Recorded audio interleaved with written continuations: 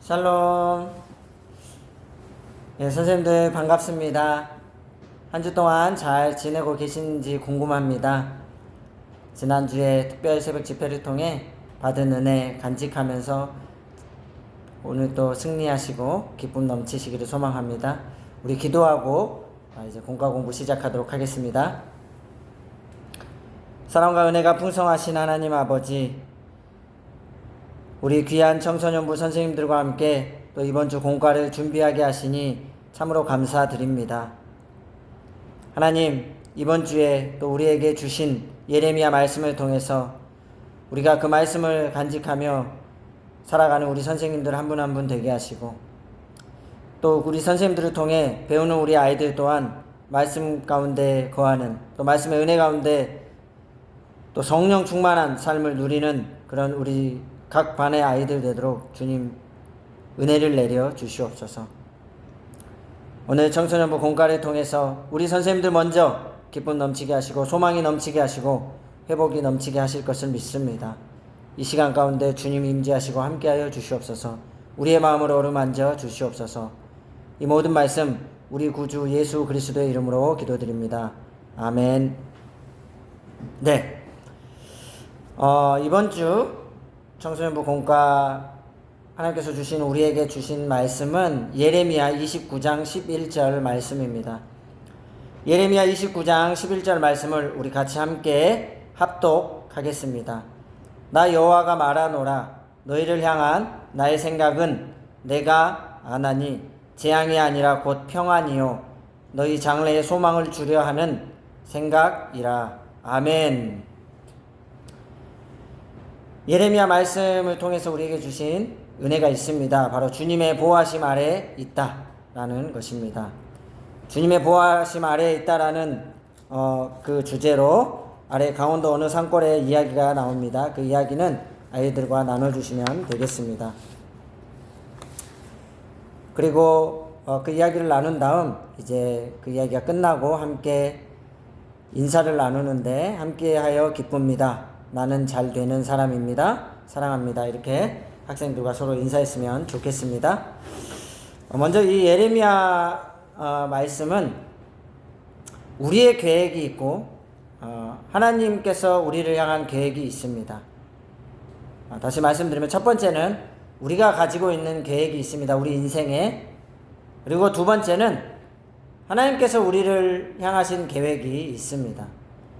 이게 순서가 좀 바뀌었다라고 생각하실 수도 있는데요. 하나님을 모르는 친구들은 일단 자기가 자기 자신을 향한 계획이 있지 않습니까?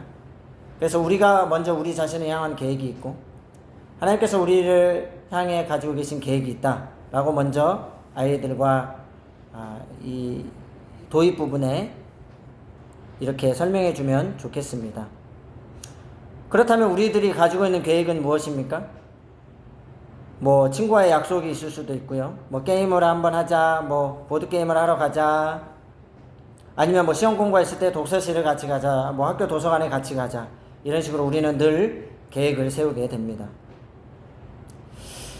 그런데 이 계획들이 그 계획대로 잘 되는 경우도 있지만 때로는 그 계획대로 안 되는 경우도 있습니다.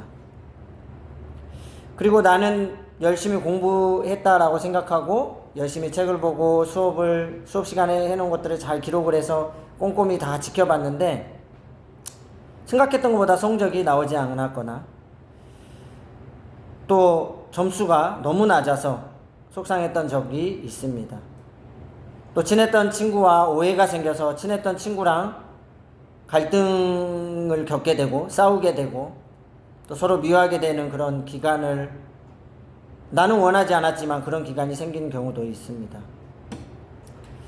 그런데 왜 이렇게 우리가 생각했던 것들과 다르게 어떤 사건이나 일들이나 시간이 이렇게 전개될까?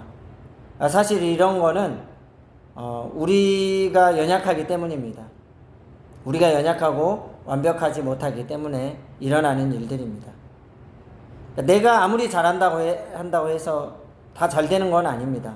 나와 함께하고 있는 사람이 또 나랑 마음도 맞아야 되고 세상은 우리 모든 이 세상을 보면 사람도 사람들끼리 서로 연결이 되어 있고요.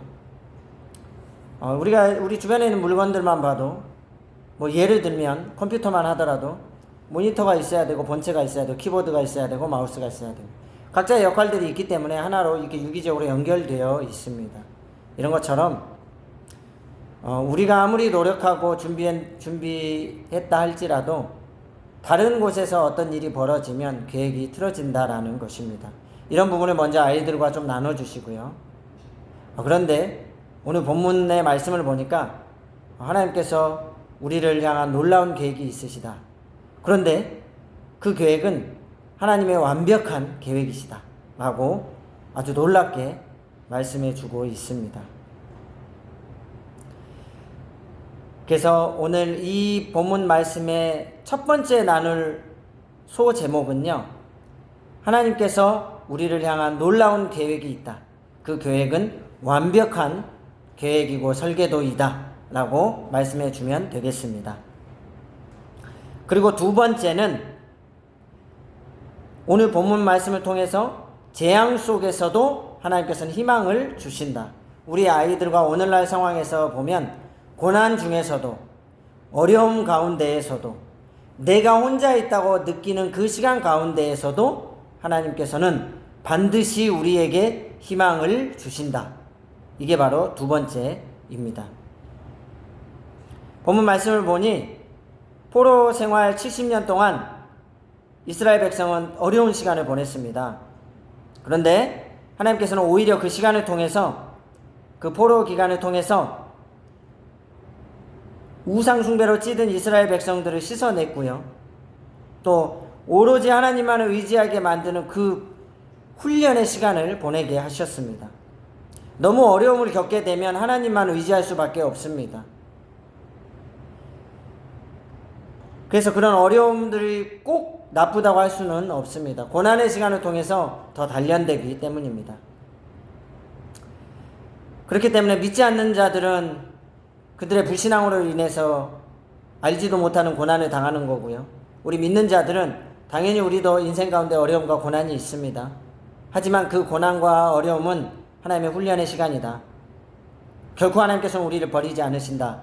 이렇게 아이들과 나눠주면 되겠습니다.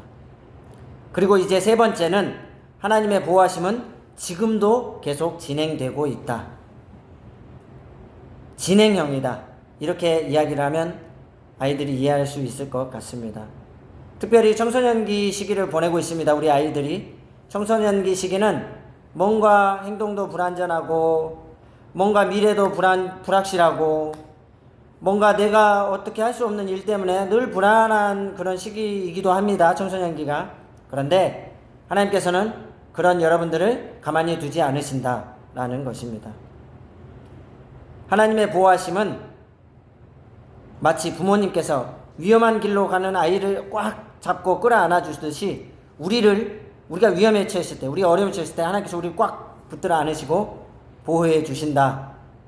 이게 바로 하나님의 놀라운 사랑이다. 이게 세 번째입니다. 그래서 결론은 오늘 본문 말씀은 우리에게 확신을 주고 있습니다. 하나님은 우리를 향한 계획이 있으시고, 하나님은 우리를 보호하시고, 우리를 도와주시고 우리와 함께 하신다.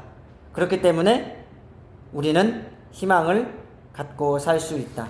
바로 보니까 주님의 보호하심 아래 우리는 언제나 희망이 넘치고, 주님의 보호하심 아래 우리는 언제나 기쁨이 넘치는 것입니다. 이렇게 선생님께서 이번 주 공과 내용을 잘 준비해 주시고 나눠주시면 되겠습니다. 네, 오늘도 수고하셨습니다. 감사합니다.